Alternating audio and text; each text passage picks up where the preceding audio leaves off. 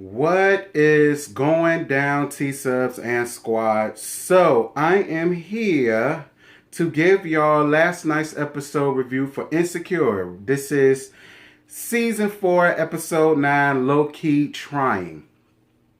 Y'all already know what to do, so I'm not even about to get into all of that.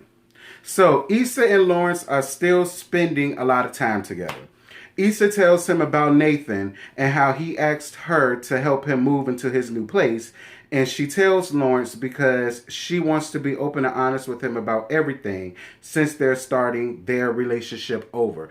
And I'm all here for that. That's the best way to rekindle a previous relationship, especially if there were issues with lying and infidelity and telling half-truths and things of that nature. So I was here for what Issa did. A lot of people would be like, well, if there's nothing wrong, well, if there's nothing going on, why feel the need to tell? But at the same time, even if there isn't anything going on, considering that she already cheated on Lawrence one time and she did not tell him about that, and he was to find out from somebody else that, I suck, as y'all know how y'all dudes talk. Well, I saw her going into some dude apartment, this, that, and this, or whatever the case may be. So I was all here for Issa being open and honest and telling him the truth about that. Some of y'all hoes and these couple hoes need to do the same. Molly talks to her therapist. I'm really glad that Molly is seeing a therapist, and I also really hope that the therapist keep giving Molly some good advice, much like she did in this portion of the episode, but we're going to move right on along. Issa calls her brother for some advice about Nathan, and that's what he gave her, absolutely Nathan. So then she tries to call Molly, but she leaves her a voicemail to meet up and talk.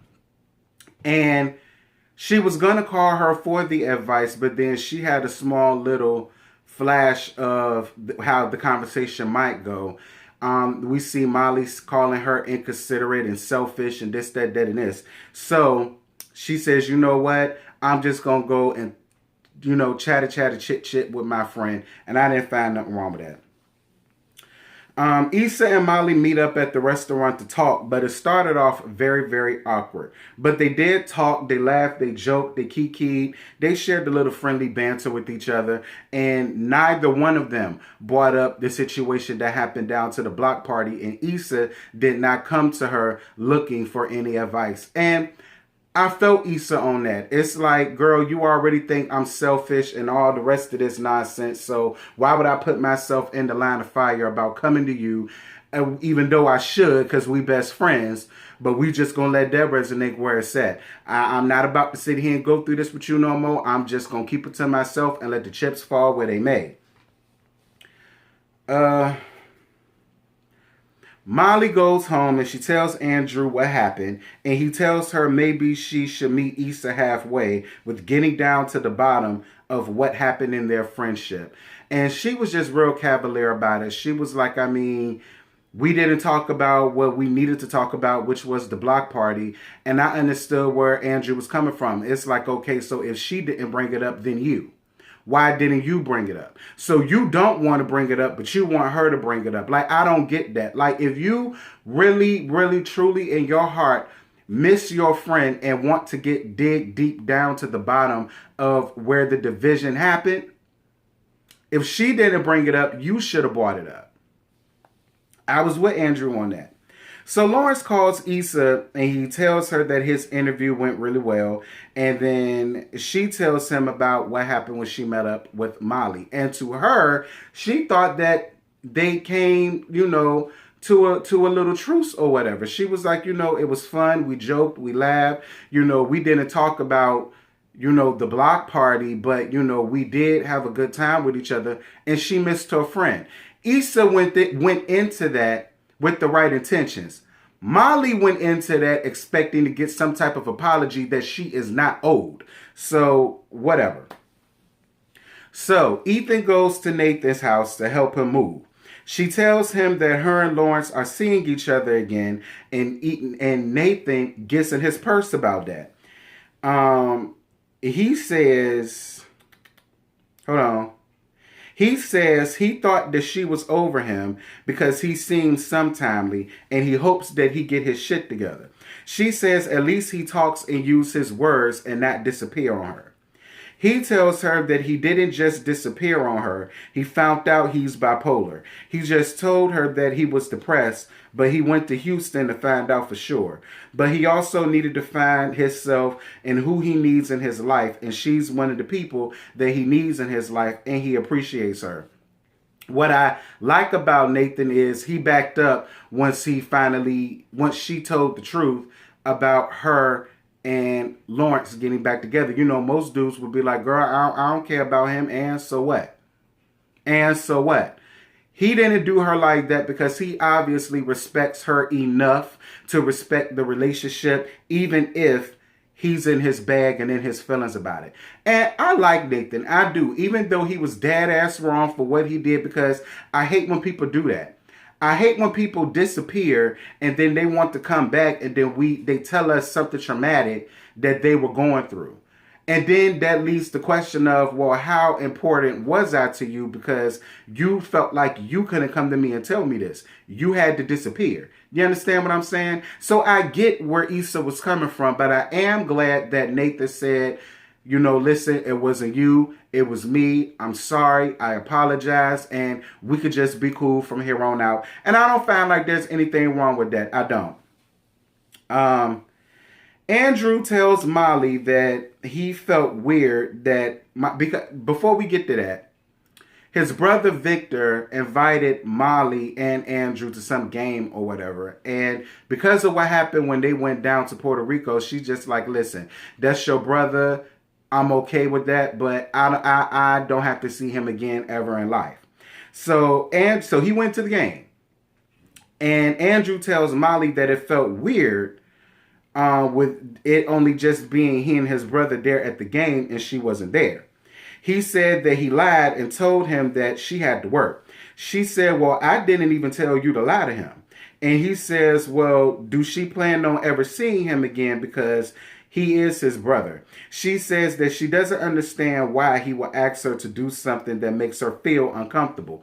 And with that, Molly, I had to agree with you. It's like your brother is low-key racist. And if he's not racist, he's colorist. You understand me? He already laid down the foundation of how he genuinely feels when it comes between what's racism and what isn't. And I had to agree with Molly with that. It's like, yeah, that's your... Listen, just because that's your family, that don't mean we all have to get along. Like, you going over your brother's house? Oh, okay, cool. But then you could just tell me how it was.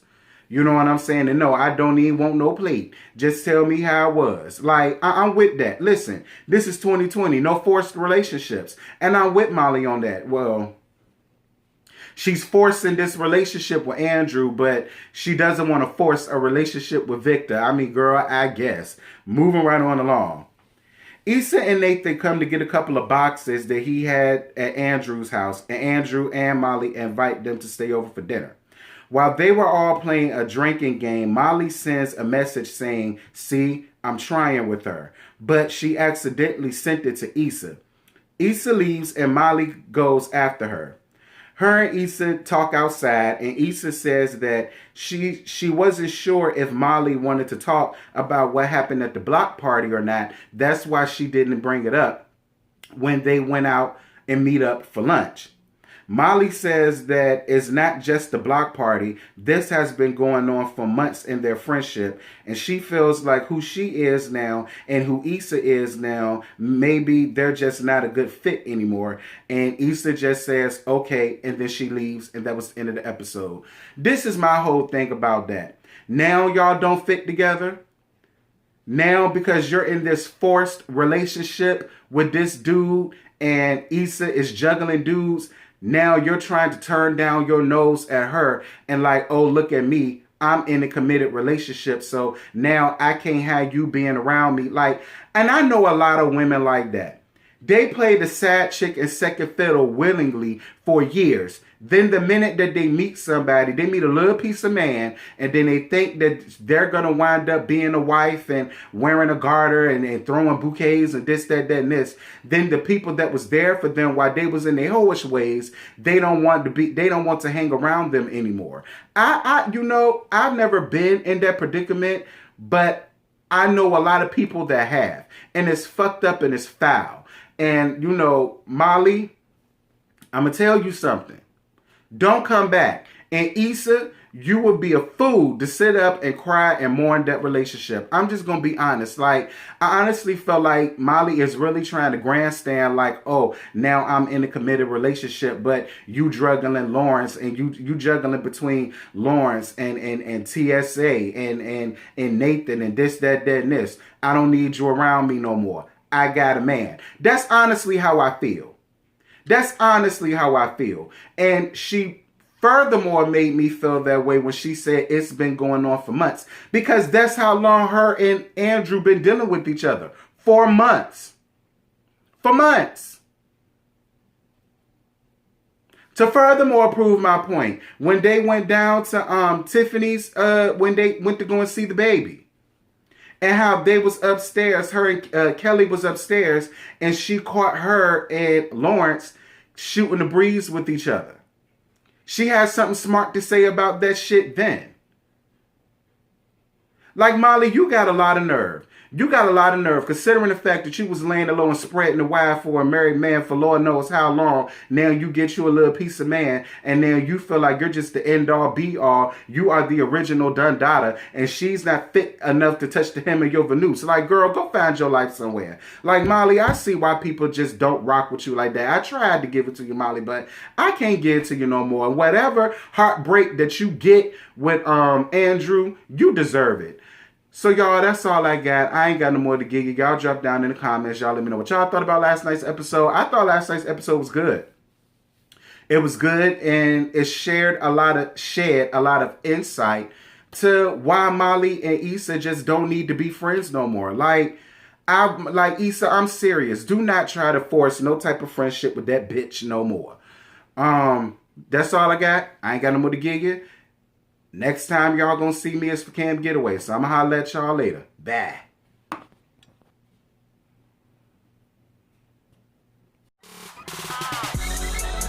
I just woke up and I rolled up. I just woke up and I rolled up. And I got my plane ticket. That kush that be my starter kit.